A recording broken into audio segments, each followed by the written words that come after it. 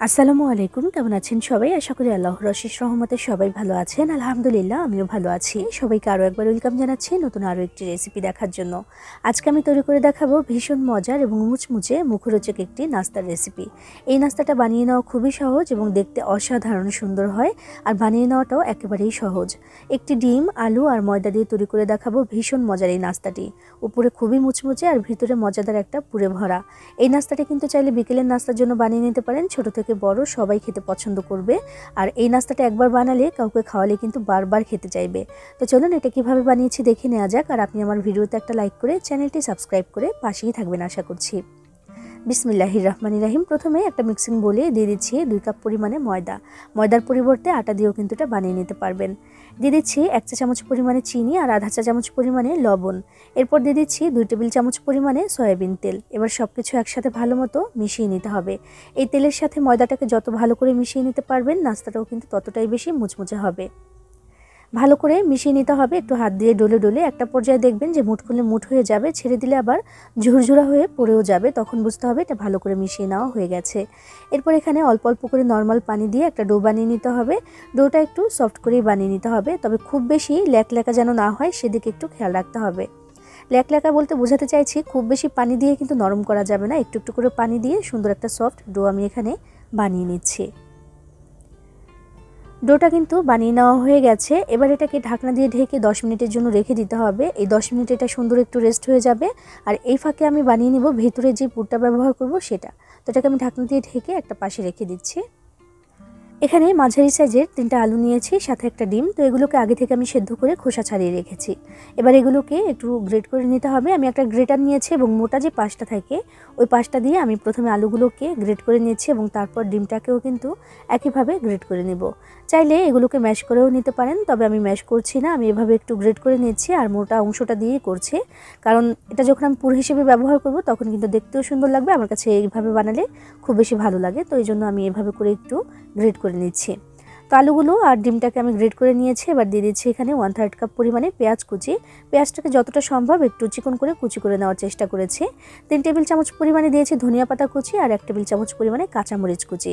আধা চা চামচ পরিমাণে লবণ দিয়ে দিচ্ছি, ভাজা জিরার গুঁড়া আধা চা চামচ পরিমাণে দিয়ে দিচ্ছি, এখানে ধনিয়া গুঁড়া আধা চা চামচ পরিমাণে, চাট মশলা সেটাও আধা চা চামচ পরিমাণে, 1 চা চামচ পরিমাণে দিয়ে দিলাম এখানে চিলি ফ্লেক্স। ঝালের পরিমাণটা যার যার পছন্দ মতোই দিতে পারেন। এখানে যদি পুর হিসেবে ব্যবহার করা হয় তাহলে একটু ঝালঝালি ভালো লাগে, তো সেজন্য আমি একটু বেশি ঝাল দিয়েছি। এবার সব কিছু একসাথে ভালো মতো মিশিয়ে নিচ্ছি। সব কিছু একসাথে ভালো মতো মিশিয়ে নিলে কিন্তু পুরটা রেডি হয়ে যাবে। আর দেখুন যে মাশাআল্লাহ কত সুন্দর হয়েছে এটা। আর সাথে একটা ডিম দিয়েছি, এই জন্য কিন্তু এই পুরটা খেতে আরও বেশি ভালো লাগে। আর চেষ্টা করবেন একটু ঝালঝাল বানানোর, কারণ এই পুরটা একটু ঝালঝালি কিন্তু বেশি ভালো লাগে।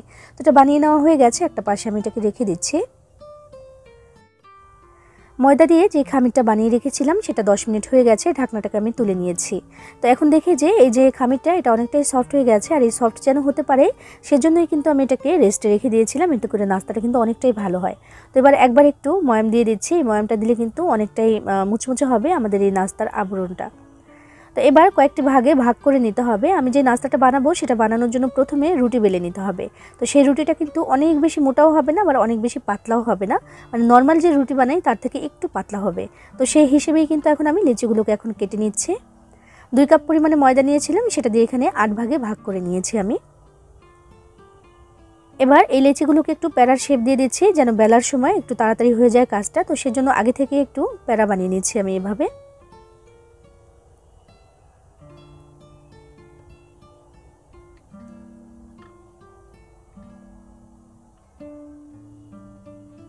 সবগুলো প্যারা বানিয়ে নেওয়া হয়ে গেলে আমি একটা প্যারা বাইরে রেখে বাকিগুলোকে ঢাকনা দিয়ে ঢেকে রেখে দেবো, যেন ড্রাই হতে না পারে বাতাস লেগে। তো সেই জন্য ঢাকনা দিয়ে ঢেকে আমি রেখে দিলাম। একটা প্যারা এখানে নিয়েছি। এবার কিছুটা পরিমাণে ময়দা ছিটিয়ে দিয়ে একটা রুটি বেলে নিতে হবে। আগেই বলেছি রুটিটা কিন্তু অনেক বেশি মোটাও হবে না, আবার একেবারেও পাতলা হবে না। আমি দেখাচ্ছি কেমন হবে।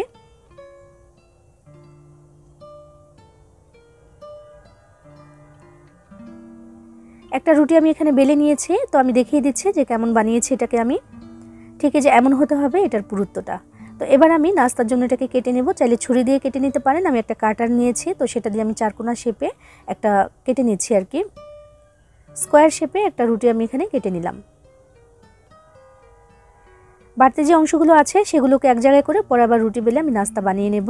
তো এখন আমি যেটা করেছি, যে পুরটা আমি রেখেছিলাম সেই পুরটাকে একটা রোলের মতো বানিয়ে নিয়েছি। এভাবে করে বানিয়ে নিলে কিন্তু নাস্তাটা সুন্দর হবে, মানে ডিজাইনটা খুব সুন্দর হবে। তো সেটা দিয়ে তারপরে হালকা করে একটু পানি আমি দিয়ে দিচ্ছি এদিকে। এই যে সামান্য একটু পানি দিলাম, এটা কিন্তু আঠার কাজ করবে, এটার জন্য কিন্তু এটা আটকে থাকবে। দেখুন এই যে পুর দিয়েছি, এটা সহকারে একটা ভাঁজ দিয়ে দিলাম। এটা আসলে দেখে বুঝে নিতে হবে, বলে কতটুকু বোঝাতে পারছি বুঝতে পারছি না। এভাবে আঙুল দিয়ে একটু চেপে চেপে আটকে দিলাম, ইনশাআল্লাহ এটা কিন্তু আর খুলে আসবে না। এবার যে খোলা মাথাটা আছে, এই মাথাটা এখন একটু সুন্দর করে ডিজাইন করে নিতে হবে। এই ডিজাইনটা করে নেওয়া খুবই সহজ, তবে বানানোর পরে দেখতে অসাধারণ সুন্দর লাগে। তো একটা কাটার দিয়ে আমি এভাবে করে কেটে নিচ্ছি, চাইলে ছুরি দিয়েও কেটে নিতে পারেন। কেটে নিচ্ছি, তবে একেবারে শেষ মাথা অবধি কিন্তু আমি আলগা করে ফেলছি না, একটু করে কিন্তু আটকে আছে। দেখুন এই যে ঠিক এমন হবে। এবার একটু পানি লাগিয়ে দিচ্ছি, অল্প একটু পানি দিয়ে তারপর আমি একটু ভাঁজ দিয়ে দিব, এতে করে কিন্তু হয়ে যাবে। একেবারে সহজ এই ডিজাইনটা করা, তবে এটা বানানোর পরে অসাধারণ সুন্দর লাগে। দেখুন আঙুল দিয়ে একটু চেপে চেপে আমি আটকে দিলাম, ব্যাস হয়ে গেল আমাদের একটা সুন্দর নাস্তা তৈরি করে নেওয়া। একইভাবে এই সুন্দর ডিজাইনটা করে আমি সবগুলো নাস্তা এখন বানিয়ে নেব। দেখতে পাচ্ছেন যে মাশাআল্লাহ কতটা সুন্দর হয়েছে, ভাজার পরে কিন্তু আরও বেশি সুন্দর হয়। তো বেশ অনেকগুলো নাস্তা আমি বানিয়ে নিয়েছি। নাস্তাগুলোকে আমি এখন ভাজার জন্য চলে যাচ্ছি, আর আগে থেকে তেল গরম হতে দিয়ে দিয়েছিলাম। বিসমিল্লাহির রহমানির রহিম। একে একে গরম তেলের মধ্যে আমি নাস্তাগুলোকে দিয়ে দিয়েছি, যে কটা একবারে দেওয়া যায়। আর চুলার আঁচটাকে হাই হিটে করে দিয়ে তারপরে কিন্তু আমি তেলটাকে গরম করেছি, এবং তারপরে তেলটা যখন গরম হয়ে গেছে তখন আমি চুলার আঁচটাকে মিডিয়ামে করে দিয়েছি। তো নাস্তাটা দেওয়ার কিছুক্ষণের মধ্যেই দেখবেন যে ভেসে উপর দিকে চলে আসবে, আর এটা কিন্তু বেশ খানিকটা ফুলবে। আস্তে আস্তে চুলার আঁচটাকে মিডিয়ামে রেখে কিন্তু নাস্তাগুলোকে ভাজতে হবে, এতে করে ভেতর থেকে সুন্দর করে কিন্তু ভাজা হবে। যেহেতু আমি দুইটা ভাজ দিয়েছি এখানে, তাই ভেতর থেকে কিন্তু খুব সুন্দর হয়ে ভাজা হতে হবে। তো সেজন্যই কিন্তু চুলার আঁচটা খুব বেশি বাড়িয়ে দিচ্ছি না আমি। একটা পাশ যখন মাত্র একটু ভাজা হবে ভাব হয়েছে, তখনই কিন্তু আমি এগুলোকে একটু উল্টে দিচ্ছি। বেশ কয়েকবার করে, প্রায় 3 থেকে 4 বার করে এগুলোকে উল্টে পাল্টে সুন্দর করে তারপর ভেজে নিতে হবে। আর ততক্ষণে সুন্দর একটা কালারও চলে আসবে, আর একদম মুচমুচেও কিন্তু হয়ে যাবে।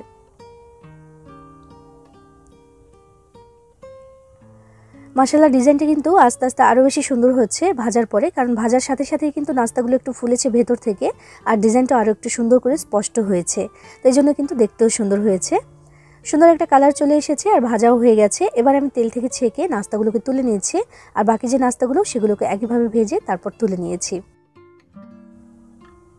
এরই সাথে তৈরি করে নেওয়া হয়ে গেল ভীষণ মজার একটা মুচমুচে বিকেলের নাস্তার রেসিপি। এই নাস্তাটা একবার কাউকে বানিয়ে খাওয়ালে কিন্তু বারবার রিকোয়েস্ট আসবে আরও একবার বানিয়ে দেওয়ার জন্য, কারণ উপরের যে আবরণটা এটা কিন্তু অনেক বেশি মুচমুচে হয়, আর ভেতরে ভীষণ মজার একটা পুরে ভরা থাকে। এটা ছোট থেকে বড় সবাই খেতে পছন্দ করবে। আপনিও চাইলে কিন্তু বিকেলবেলা চায়ের সাথে খাওয়ার জন্য এটা বানিয়ে নিতে পারেন, ভালো লাগবে আশা করছি। সবাই ভালো থাকবেন, সবার জন্য সবাই দোয়া করবেন। আল্লাহ হাফেজ।